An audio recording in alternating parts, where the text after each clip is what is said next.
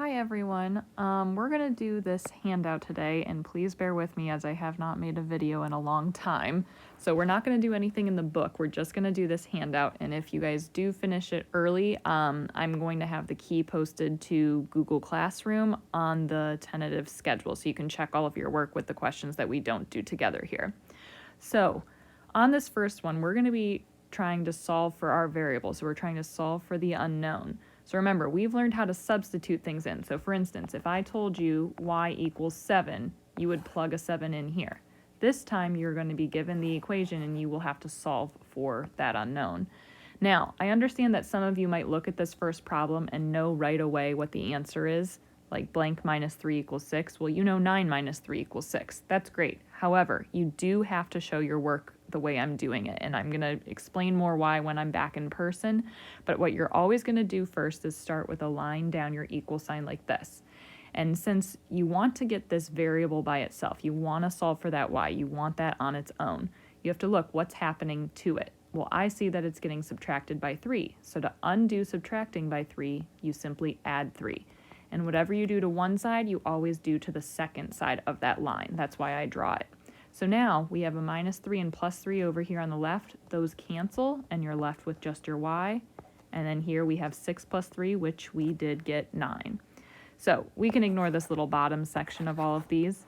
And then to check your answer, remember you can always substitute and put that number back in for your variable.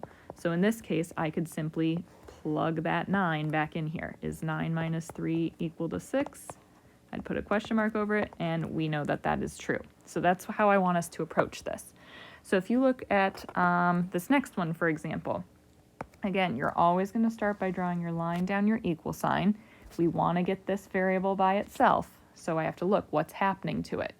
I see that it's getting subtracted by 1, so to undo that, I'm going to add 1 to both sides.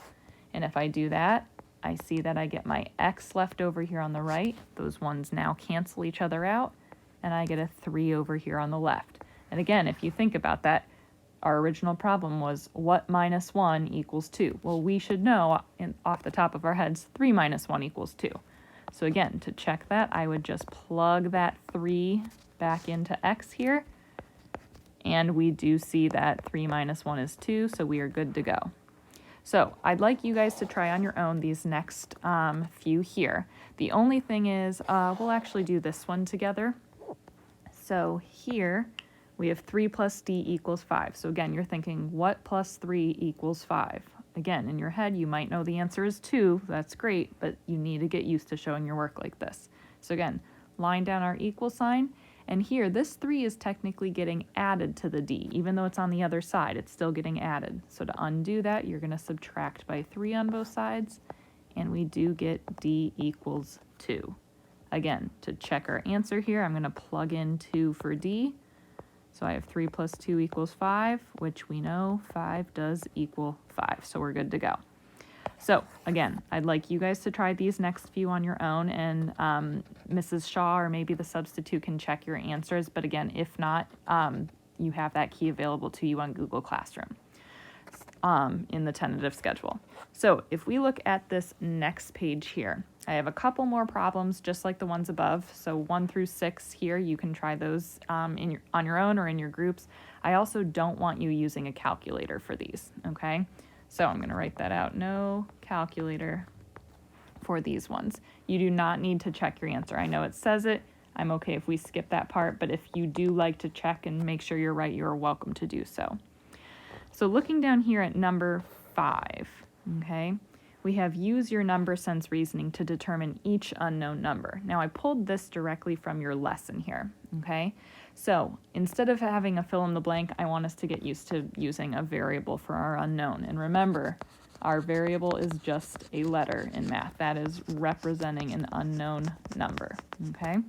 So here, if I put this x in for our fill in the blank, our first thing that we're going to have to do is, again, put that line down our equal sign, but we need to simplify a little bit first. Over here, I see that I can do 85 plus 45.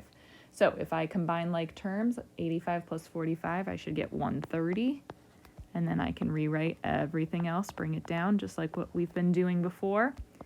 And again, we want to get this x by itself. So again, looking at what's happening to that x, it's getting added by 60. So to undo that, we're simply going to subtract 60. Again, whatever you do to one side, you're doing to the other. You're basically shifting that plus 60 over to the other side.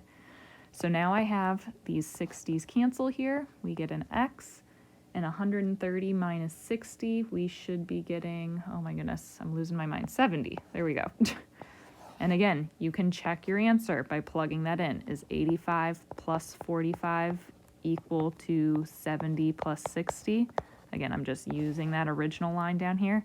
Yes, it is. They both equal to 130. So, same idea here for part B. I'd like you guys to try that in your groups as well. And then, let's go ahead and look at this last one. So you're going to be seeing this a lot in Mathia, and not the next 3 workspaces, I think maybe the 4th or 5th of this unit, but solving for x, you can also use a double number line. Now you guys have seen this when we've been doing ratios before. It's just another way, and some people really like solving for variables this way because it's a visual. I personally prefer what we've been doing up here. So that's going to be my go-to in class, but if you like this way, you are more than welcome to do so whenever you'd like on the test. Now, Mathia is going to make you do it a couple of times, so that's why I'm taking the time to go through it. But here we have consider the equation x equals 5. So again, remember, whenever we have that they are equal to each other, they are stacked right on top of each other like this.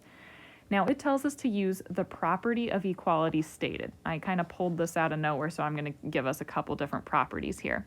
And we want to write at least 3 equations with the same solution. And I'm going to change that now to 4 that I'm thinking about it. So, if we wanted to use the addition property, okay, I'm going to write this out, addition property of equality. That is just when you are adding the same thing to both sides of the equal sign. So I'm going to say add the same thing to both sides of the equal sign. Maybe write a little smaller. I realize I'm writing kind of big here. So if I wanted to use the addition property of equality, again, if my original equation is x equals 5, all I have to do is add the same number to both sides of the equal sign, and I will have an equation that is still representing the same solution. So for instance, if I did x plus 2, so I'm adding 2, I could then say 5 plus 2. So my new equation would be x plus 2 equals 7. I still have the same answer for what my x is. X will still be 5 in that new equation. So all I would have to do now, if this is where my 5 is on the number line, I'm just visualizing here. So let's see, 1, 2, 3, 4, 5, 6, 7. I would now have a 7 up top, and underneath I would have an x plus 2. Again, it is the same solution. It is just a new way of writing that equation. So that's the addition property of equality. There's also going to be our subtraction property, and based on what the addition property, I'm hoping that you guys are thinking, that means we're going to subtract the same number on both sides. Okay. Let me write that out. Same number on both sides of equal sign. Okay. There's also going to be the multiplication property. Okay.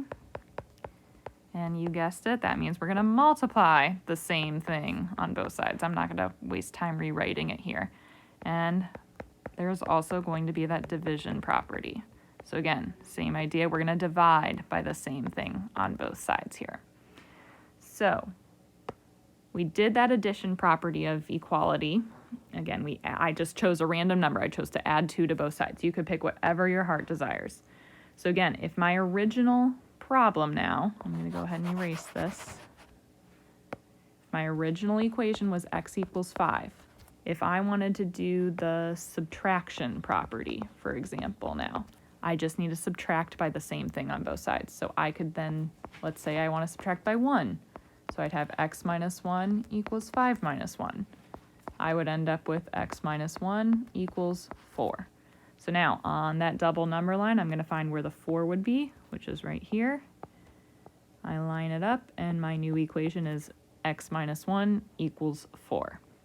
Hopefully that's making sense. But again, the more we do this, you'll see it in Mathia a lot. I just wanted to at least introduce this to you. So you have that there. Let's try our multiplication now. So again, my original equation is here, x equals 5. And if the sub needs to pause this for you guys to catch up, maybe now would be a good time to pause. But we have our x equals 5. So now I want to use that multiplication property. So again, pick a random number other than 1, because if I multiplied both sides by 1, I'd get the same thing. So let's say that I want to do x times 2. Here, I'm going to use a different color here, actually.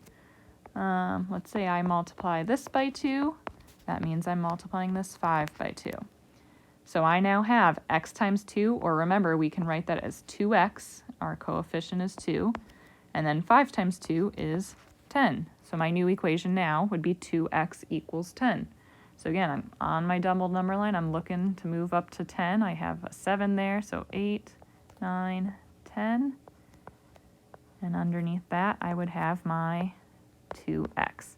Again, all 4 of these equations right now, x equals 5, x equals, x minus 1 equals 4, x plus 2 equals 7, and 2x equals 10. All 4 of those have the same solution. X is 5 in every single one of these situations.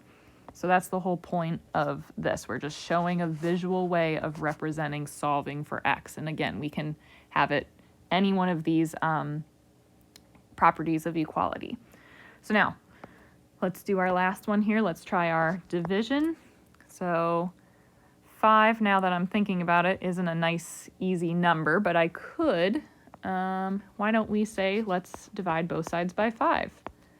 So if I were to divide by 5 over there, and then I'd, divide by 5 over here, so 5 divided by 5, I would now have x divided by 5, but notice I can write that as x over 5. Remember that line in the fraction means divide, and then 5 divided by 5 equals 1.